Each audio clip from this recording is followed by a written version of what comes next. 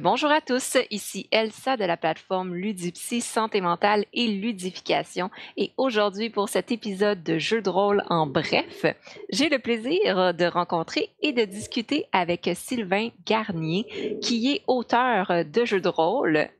Oh ouais! Et notamment qui est l'auteur du jeu de rôle Elestria, qui est le jeu de rôle qu'il va nous présenter aujourd'hui pour l'épisode. Bonjour Sylvain. Bonjour Elsa. Merci beaucoup de participer à l'épisode de Jeux de rôle en bref et de nous présenter l'univers du jeu de rôle Elestria. Donc, donc peut-être pour commencer, justement, qu'est-ce que c'est un peu Elestria? C'est un jeu de rôle qui se joue à combien de joueurs, de quel niveau? Quel est un peu le public cible de ce jeu? Alors Elestria, c'est un jeu de rôle qui peut se jouer à un ou quelques joueurs, un jeu de rôle assez classique somme toute en termes de quantité de joueurs. Ça s'adresse à qui? J'ai fait des personnages très débutants ou des personnes très expérimentées. J'ai un petit peu de soucis avec ceux qui viennent du jeu vidéo ou du jeu de rôle Donjon Dragon. Parce que c'est vraiment une rupture par rapport à ce jeu-là, donc ils peuvent être un petit peu déstabilisés. Et je l'ai voulu assez libre, mais voilà, en gros, ça se passe là comme ça. OK, OK. Donc un jeu qui est, j'en comprends, qui est assez accessible, qui peut être accessible aux nouveaux joueurs, là. Oui, sans difficulté. Sur Discord, j'ai déjà initié pas mal de jeunes joueurs qui avaient jamais joué ou pas joué depuis longtemps et ça se passe très très bien. Génial. Est-ce que ça s'adresse aussi aux enfants, adolescents ou plus adultes? Alors ça peut être aux adolescents et puis pour vraiment les petits, il y aura Mine Elestria, une version pour enfants que je suis en train de créer. OK, génial. Et Elestria, la version conçue, ça fait combien de temps que tu travailles dessus? Voilà. Alors ça fait pendant quelques années, ça fait 4-5 ans. Ça fait 4-5 ans que je bosse dessus et là vraiment 2 ans où vraiment on avance le projet à grands pas pour se tourner vers l'édition. Et ça a permis de mûrir parce qu'il y a vraiment eu plein de concepts que j'ai voulu ajouter, des choses que j'ai enlevées, des choses que j'ai rajoutées et ça a pris un petit peu de temps. OK. Donc plusieurs années justement à développer cet univers-là. C'est ça. Et aujourd'hui, tu le fais tester, playtester à différents groupes de joueurs, là. Alors, j'ai fait déjà tester à de très nombreux joueurs et là, avec le confinement, avec le Covid, j'ai réussi à le faire tester en ligne à une 150 joueurs à peu près, différents. OK. Donc ça l'a fait bien rouler. Des campagnes ont été créées, ont été jouées plusieurs fois. Plein de choses ont été jouées et effectivement, c'est la partie test et puis finalisation. OK. Donc, un beau projet qui, justement, est dans une partie de la finalisation du projet, dans le peaufinement. C'est ça. OK. Et quel est un peu le thème du jeu ou l'histoire narrative de Elestria? Et l'Estria, en fait, c'était plus un concept comme je le voulais. J'en avais marre des jeux de rôle où il fallait du matériel pour avoir un plus gros obstacle, pour avoir plus de matériel, de trésors, d'armures, d'épées, toutes sortes de choses.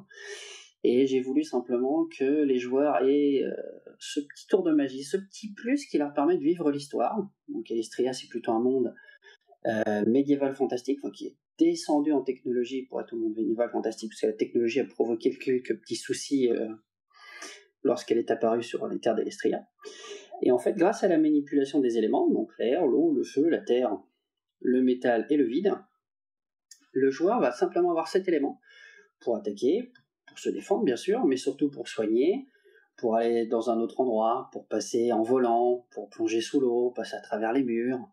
Bref, pour vivre l'histoire, il aura ce petit plus pour vivre l'aventure sans s'inquiéter d'avoir la bonne armure, la bonne épée, la potion de soin, la potion pour respirer sous l'eau, toutes sortes de choses. Une petite fracture par rapport à Donjon Dragon, qui est un excellent jeu. OK, oui. Effectivement, il y a plein d'excellents jeux, mais il peut y avoir différentes thématiques et mécaniques de jeu aussi.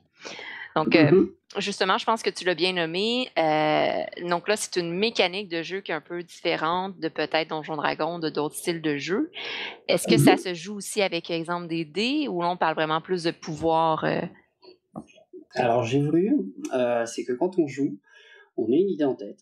J'ai envie de plonger sous l'eau, d'être une sirène, parce que c'est possible dans l'Estria, d'être un triton, d'être un être qui vole, et simplement j'ai envie de sauter dans le vide et de profiter du vol, et une fois sur place, d'aller vivre l'aventure. Et l'idée, c'est d'avoir ça. Et à mon sens, les règles servent simplement à pondérer les choses. C'est-à-dire qu'entre deux personnes, la confrontation, contre un obstacle, c'est là où les règles interviennent, mais pas pour définir l'aventure. Donc le système est assez simple. J'aime bien les D10. Donc c'est basé sur un nombre de D10 et qu'on va lancer avec des succès. Et ces succès vont permettre d'obtenir plus il y a de succès, comme je le dis à chaque fois. Et ça va permettre évidemment de comparer quand les actions ont besoin d'être comparées, mais sinon les joueurs vont juste vivre l'aventure. Comme ça. OK. Et je voulais un système simple, avec peu de compétences, parce que beaucoup de jeux ont énormément de compétences. Dans l'Estria, Naxis. Et ça suffit pour donc aller dans le monde médiéval fantastique de l'Estria, mais aussi au-delà des iris, c'est une sorte de portail qui permettent d'aller dans tous les univers. Et mon jeu est paramétré pour toutes les époques. OK. Que ce soit Ramsès II en Égypte, que ce soit les Vikings en Suède en 860, c'est des scénarios que j'ai créés, les Caraïbes en 1715 avec Calico Jack, ou Barbe Noire, ou que ce soit Star Wars, que ce soit Harry Potter, ce que vous voulez, les règles se font, et vous pouvez aider Sherlock Holmes dans son aventure, dans son enquête, en manipulant juste l'air pour claquer une porte, pour sentir une odeur, sans forcément devoir se battre, simplement profiter de l'aventure, pas besoin de matériel, de pistolet, de machin, juste pour profiter de l'aventure. OK. Donc c'est Et je l'ai voulu comme ça. Oui, c'est très intéressant. Donc c'est un jeu dans lequel on joue beaucoup avec les éléments plus que Exactement. des outils ou OK. OK. Et j'en comprends que ça laisse aussi une grande place à la créativité aussi des joueurs. Alors, les sorts, qu'on pourrait appeler sorts, ne sont pas définis. Absolument pas. C'est-à-dire que vous pouvez, une attaque élémentaire de l'air, ça peut être une lame d'air, ça peut être diminuer l'oxygène de quelqu'un pour l'assommer, ça peut être le repousser avec un souffle d'air, ça peut être le bousculer. Ça n'est pas défini, ça va être le joueur qui va le définir. S'il commence à manipuler le métal pour tordre une serrure, pour tordre une balle dans un fusil s'il se fait attaquer, pour enlever les clous d'une sandale pour faire tomber quelqu'un, tout ça c'est possible et ce n'est pas défini par le jeu. Il y a un grand cadre pour l'aider à décider, pour comparer, pour que les personnes puissent en sortir inversement comme les joueurs, mais vraiment il décide ce qu'il va en faire. OK. Et j'aime bien dans mes scénarios jouer là-dessus. Il y a un scénario où il va y avoir un spectacle où les joueurs vont faire un petit peu de la danse du spectacle avec leurs éléments pour en faire ce qu'ils veulent. Il va y avoir plein de petits scénarios, j'aime bien jouer un petit peu comme ça sur les chemins de traverse, sans forcément que ce soit forcément la bagarre, le conflit direct. Oui, c'est ça, un peu plus d'être dans le jeu de rôle ou l'ambiance Ouais, c'est exactement ça. que juste le combat. OK. Et ça le nomme un peu au fur et à mesure, mais selon toi, quelle est la force, là où les forces de ton jeu, qui le distingue des autres jeux de rôle? Ce que j'aime bien, c'est la liberté d'action. En tout cas, c'est ce que les joueurs me renvoient. Alors, ça tombe bien parce que c'était un petit peu ce qui était prévu, mais c'est la liberté. C'est-à-dire vraiment ne pas s'inquiéter de l'argent, du stuff, de récupérer les objets, de fouiller, de s'inquiéter de l'argent, d'avoir des adversaires plus puissants en fonction. Vraiment, c'est cette liberté qu'ils vont avoir. Et la liberté aussi de manipuler tout ce qui se trouve autour d'eux. Dans l'Estria, vous auriez bien des difficultés, par exemple, vous avez une maison devant vous. Celui du métal va pouvoir tordre la serrure, celui de la terre va passer à travers le mur ou va passer sous le mur, celui de l'air va passer par au-dessus, celui de l'eau peut passer sous l'eau et remonter par le puits, par exemple. Il y a une possibilité infinie. Et vous êtes vraiment libre. C'est tout ce qui va... faut imaginer un jeu vidéo et vous allez aller sur ce petit côté-là, sur le côté-là, à l'extérieur de l'écran. Et bon, cette très grande liberté d'action, vraiment apprécié des joueurs, et les sorts ne sont vraiment pas définis. Deuxième aussi, c'est un jeu, en tout cas j'ai voulu simple, vraiment simple. Donc vous avez 6 compétences qui peuvent aller dans toutes les époques. Un système de dés simple, système de combat simple et excessivement court. Le combat dure rarement plus de 1 ou 2 rounds. C'est vraiment pile ou face, hein. C'est très rapide. Et quelques petites règles pour avoir ce petit coup de chance ou ce petit coup de roleplay supplémentaire. Et peu d'intérêt sur le matériel et tout ça. Vraiment, juste, il y a vous, vos pouvoirs, et vous allez vivre l'aventure, peu importe l'époque, peu importe l'endroit, il y a juste à profiter. OK. Donc très, très intéressant. On sort, je me répète, mais on sort vraiment des jeux de rôle de gros combats où est-ce qu'on passe justement 4 parties à être dans l'action avec des pouvoirs limités. On va de l'autre côté qui est vraiment plus dans la créativité, la liberté, l'exploration, en fait, d'explorer les éléments et de repousser un peu les limites de chaque élément là, possible. OK, très, très intéressant. Et tu l'as nommé, tu l'as fait playtester par des centaines de joueurs. Des centaines et des centaines. Est-ce que tu pourrais partager, disons, une expérience de jeu que tu as eue, une bonne ou mauvaise, mais une expérience qui t'a marqué, disons? Récemment, une bonne expérience de jeu, ça a été un couple qui jouait pas depuis 10 ans, qui avait essayé un peu Donjon Dragon, Warhammer, puis qui avait pas aimé trop la bagarre, et qui ont essayé l'Estria en convention, qui ne savaient pas du tout à quoi ils s'attendre. Ils étaient tous les deux sur le même micro, pas forcément facile, virtuel en plus, et sans image. OK. C'était mis un petit peu le challenge. Hein. Et ils font la partie. Et en fait, ils adorent ça. Ils adorent. Vraiment, il n'y avait pas de combat. Ils sont toujours passés sur les chemins de traverse. Voilà, celui de l'air a esquivé. Celui de l'eau a essayé autrement. Ils ont repoussé leurs adversaires ou ils ont réussi à les enfermer, les pousser ailleurs. Enfin, ils combattent pas du tout. Ils trouvent un chemin parallèle. Et ça, ils ont adoré. Et ils m'ont fait « Ah ouais, super, on va refaire des jeux de rôle. C'était génial. On adore ton jeu. » Ça a resté des bons souvenirs. J'en ai vraiment beaucoup. Il y a eu beaucoup de conventions où les gens ont vraiment bien apprécié le jeu. OK. Et sinon, mon frangin, qui a fini, moi, mes premiers testeurs, qui a fini une campagne de manière épique. Mais ça, je peux pas le spoiler parce que la campagne sortira. Oh, d'accord. Magnifique. Et de préférence sans combattre, évidemment. Sans combattre en plus. Donc, ça peut être un double défi ici d'arriver à faire une campagne et s'en sortir sans devoir se battre. Très intéressant. À mon sens, dans le jeu de rôle, c'est les choix des joueurs qui doivent être importants et pas leur chance au dé, même si c'est important, moi j'aime bien, mais c'est les choix des joueurs. J'ai envie de faire ça, pourquoi j'y arriverai pas à chaque fois que je lance les dés, parce qu'en plus, mes premiers joueurs étaient très poissards. Vraiment très poissards, donc les règles en ont pris un petit coup à cause de ça, mais vraiment, j'y arrive. Il n'y a pas de raison de ne pas y arriver, et si je prends des décisions, ça peut que être sympa. OK.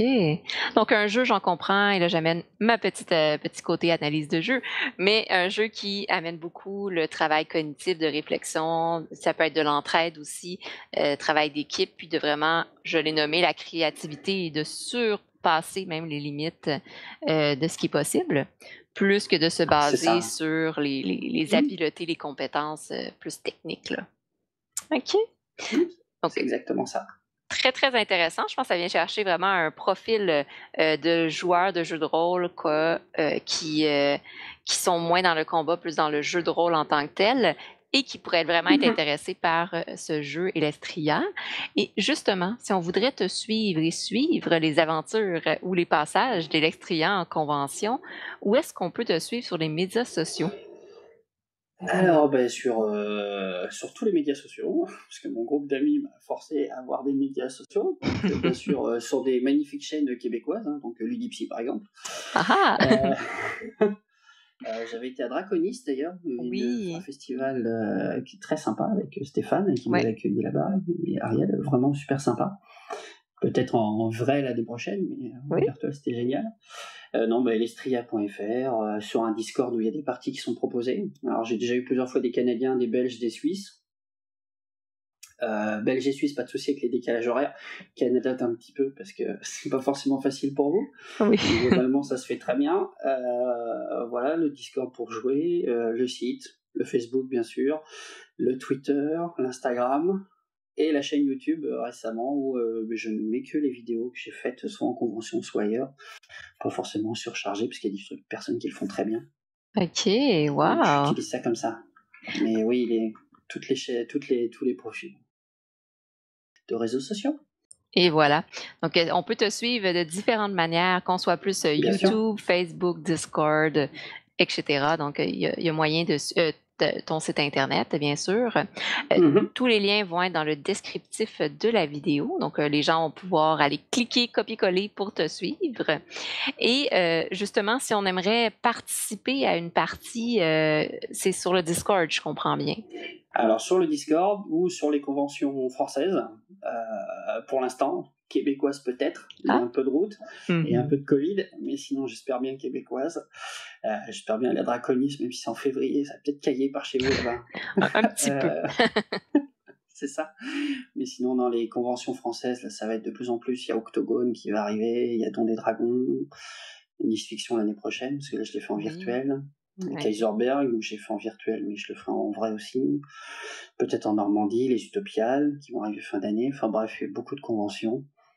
Et puis sur le Discord, quand on veut, un petit peu de temps en temps, quand j'ai le temps, avec mon autre travail. OK. Ben, super. Donc, voilà, vous savez maintenant, si jamais vous voulez explorer plus en détail l'univers d'Elestria, le jeu de rôle, justement, dans lequel on peut aller au niveau de la créativité et repousser les limites, ben, je vous invite à aller voir sur le Discord ou justement sur le site Internet. Si jamais vous avez des questions, j'imagine que tu es accessible pour répondre à certaines questions. Bien sûr, sans problème, oui. Oui, on s'inscrit, réponse, bien sûr. Et voilà. Donc, il est très accessible. On a communiqué par Facebook et il a bien répondu. C'est ça. Donc, super. Donc, ben, merci beaucoup, Sylvain, d'avoir pris ce temps-là pour nous parler du jeu de rôle Elestria. Et merci à tous ceux qui ont pris le temps de nous écouter, nous regarder. Je vous souhaite de passer une belle journée, bon après-midi ou bonne soirée. Bonne soirée. Et à la prochaine. Bye bye. Merci, Elsa. Bye bye.